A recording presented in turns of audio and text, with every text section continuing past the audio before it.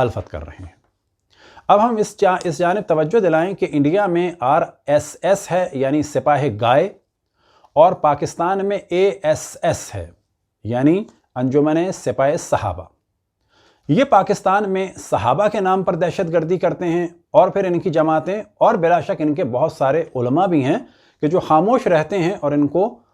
تائید کی نگاہ سے اور تعریف کی نگاہ سے دیکھتے بھی ہیں۔ تو RSS کی توجہ دلائیں کہ اس وقت دنیا میں سب سے بڑا گائے کی کھال کا ایکسپورٹر اور گائے کے گوشت کا جو ایکسپورٹر ہے وہ انڈیا ہے، لہٰذا آپ ان چیزوں پر پابندی لگائیں۔ اسی طرح سے راجستھان کے علاقے سے انڈیا سے ہزاروں کی تعداد میں گائے پاکستان فروخت کی جاتی ہیں، اس پر بھی پابندی لگائیں۔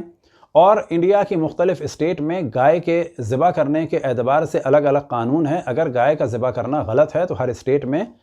منع ہونا چاہیے، اور پھر آپ گائے کو نہ ایکسپورٹ کریں اور نہ ذبح کریں، اور پھر آپ دیکھیں کہ کس طرح سے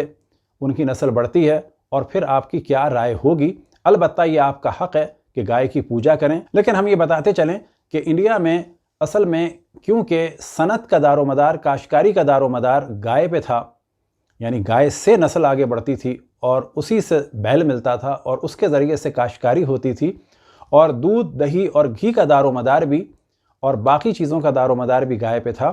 تو وہاں پر گائے کا احترام کیا گیا جو تدریجاً پوجا میں بدل گیا۔ اب یہاں پر ہم بتاتے چلیں کہ انڈیا میں جو مسلمانوں کے خلاف نفرت ہے، بلا شک وہ اس اسلام کی وجہ سے ہے کہ جو فاسق اور فاجر اور ظالم بادشاہوں کے ذریعے سے آیا، اور ان بادشاہوں کا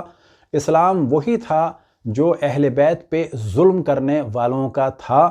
اور اس اسلام کا دار و مدار اس حکم پہ تھا کہ جو بعد رسول اللہ صلی اللہ علیہ وآلہ وسلم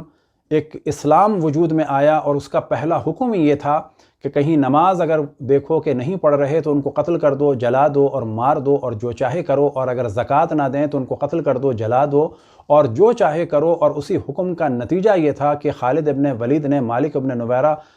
رضوان اللہ تعالیٰ علیہ جلیل القدر صحابی رسول اللہ صلی اللہ علیہ وآلہ وسلم کو قتل کیا، اور ان کو اور ان کے ساتھیوں کو قتل کرنے کے بعد ان کے سروں کو اینٹوں کے طور پر استعمال کیا کھانا پکانے کے لیے، اور ان کی زوجہ کی آبرو کو لوٹا۔ انڈیا میں وہ بادشاہ جن کی وجہ سے آج لوگ مسلمانوں کو نفرت کی نگاہ سے دیکھتے ہیں، وہ اسی اسکول آف تھاٹ کے ظالم اور فاسق اور فاجر بادشاہ ہیں۔ مسلمانوں کی ذمہ داری یہ ہے کہ وہ ان ظالم بادشاہوں سے اظہار برات کریں، اور ہندوؤں کی ذمہ داری یہ ہے کہ ان بادشاہوں کا انتقام آج کی عوام سے نہ لیں۔ ہم یہ مانتے ہیں کہ بلا شک مسلمانوں کے بعض بادشاہوں نے آ کر وہاں پر ظلم کیا، اور سب سے زیادہ افسوس کی بات یہ ہے کہ ان کو ولی اللہ اور کیا کیا القاب دیے گئے، چاہے وہ محمود غزنوی ہو کہ جس نے سونا لوٹنے کے لیے سومناتھ کے مندر پہ حملہ کیا لیکن اس کو بامیان کے بت نظر نہیں آئے جو بعد میں طالبان نے توڑے،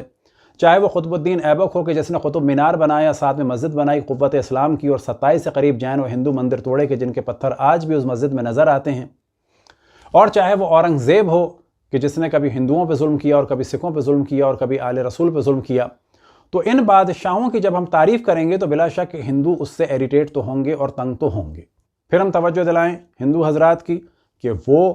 ان بادشاہوں سے بلا شک نفرت کریں، ان کے ظالمانہ کاموں کو بلا شک ڈسکس کریں، لیکن ان کے کاموں کا انتقام مسلمان عوام سے نہ لیں، چاہے وہ شیعوں کے ہوں چاہے وہ سنیوں کے ہوں۔ البتہ ہم شیعہ اور رسول کے گھر والے تو اس قسم کے ظالموں کے ہاتھوں ہمیشہ مارے جاتے رہے، ہم ان ظالموں کے کبھی بھی طرفدار نہیں ہیں۔ لیکن اب تیسری دفعہ پھر ہندو حضرات سے درخواست کریں گے